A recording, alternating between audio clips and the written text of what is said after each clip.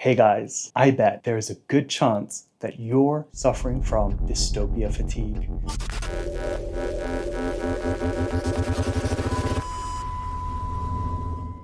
For the past decade, science fiction has just been a relentless delivery system for existential dread. If you've watched Black Mirror, I bet you immediately wanted to throw your phone into a volcano, especially the latest season. It is brilliant, it's great television, but it's just exhausting. I can't binge it anymore. It's only one episode a night for me.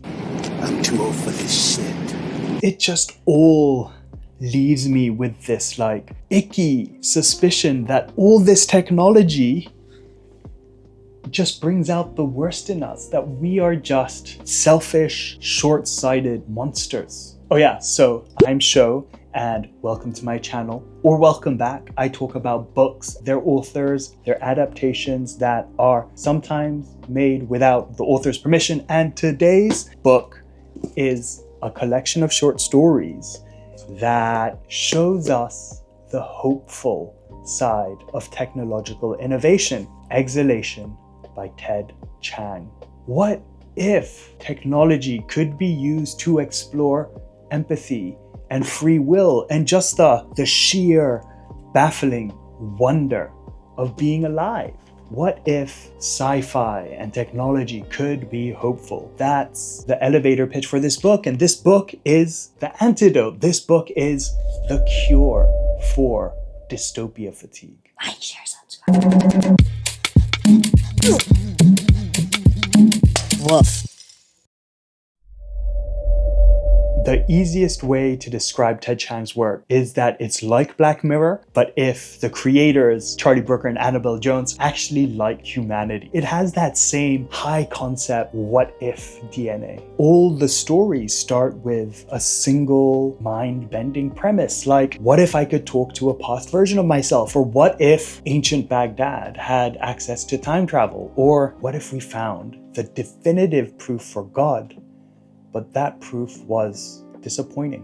He's not the Messiah, he's a very naughty boy! But where most other sci-fis use the idea as a way to explore the horrors of technology, Ted Chiang uses it as like a philosophical stress test for the human heart.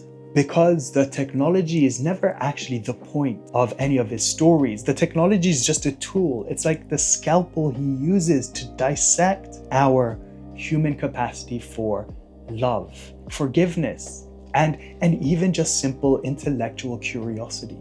His stories are so far from being a warning about the horrors to come. His stories are like a meditation, a slow, intentional consideration of the complexity and the beauty of being conscious.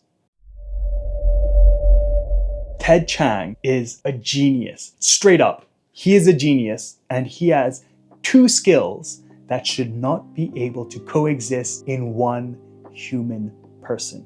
Firstly, he has the mind of a theoretical physicist because he doesn't just have an idea, he follows the idea to its most fundamental philosophical level. And I mean, it sounds simple. All he does is follow a premise's logical and emotional and even spiritual consequences to the end, further than any other author that I've read. His stuff feels less like he's making things up, like fiction-ing, writing fiction. It feels less like he's writing fiction, but rather like he's conducting a thought experiment and really pushing it to the absolute limits simply while documenting the results. And the second thing is that Ted Chiang explains it all like he's some kind of poet. The many worlds interpretation of quantum mechanics, digital consciousness, the second law of thermodynamics is written with prose that is just the model of elegance and clarity. It has been, in a word, exquisite. It's really remarkable. His writing is so clean, it's so precise, it's so uncomplicated, and just free of ego. He's not trying to impress you. All he's trying to do is make a super complicated idea so clear that you can hold it in your hand and look at it from all sides.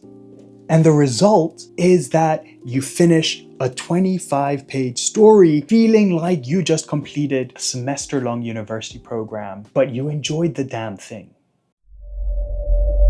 For a book with only 9 short stories in it, the sheer variety is astounding.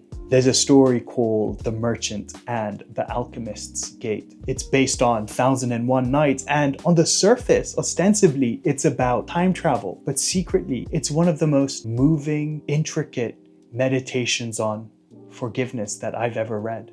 And Exhalation, the title story of this collection, a mechanical alien performs an autopsy on himself so he can understand the nature of consciousness. And there's one called The Life Cycle of Software Objects. And when I read the title, I got to that, I was like, what the fuck does that mean? And basically, the protagonist raises an AI pet, and it's got to be one of the most heartbreaking, realistic meditations on love, like how love blossoms between one being and another being. I freaking love you! Parental responsibility and the obsolescence of technology, and it's heartbreaking. You know, these stories they're all standalone, they're all self-contained, there's no crossover Easter egg bullshit. It's just 100% Ted Chiang. Your next question's gotta be, who is this wizard? If you've watched Arrival and had your mind bended gently like an origami swan, then you've experienced his work. That movie was based on his masterpiece, Story of Your Life. Ted Chiang has a degree in CS, computer science from Brown University. He's worked as a technical software writer, most notably at Microsoft, and he credits these experiences as informing his meticulous storytelling style. He has won, I'm just gonna read this, 4 Nebula Awards, 4 Hugo Awards, 6 Locus Awards, 2 BSFA Awards, 2 Sayan Awards, a Sturgeon Award, and a John W. Campbell Award. That's basically the sci-fi EGOT won multiple times over. But the thing is, Ted Chiang is not prolific. He's like a craftsman, and he spends years creating the perfect story, and when he publishes one, it always fucking slaps. And he's a non-fiction writer too, like a respected non-fiction writer. He writes for places like The New Yorker. He writes on shit like AI and language and computing and the future. Exhalation is not a laser guns and bikini-clad sci-fi aliens type of book. Shut up, baby, I know it. Exhalation is a collection of short stories that explores technological innovation, science, explores profound philosophical questions, but in a hopeful way and in a way that only Ted Chiang can do. It isn't just entertaining. When I read it, I felt like my mind was kind of recalibrated, because at once I felt incredibly small in the face of the universe, but not because like, oh, I'm alone and I'm so small, but because there's just so much wonder and beauty out there. And also it made me feel like deeply inspired by the power of human consciousness.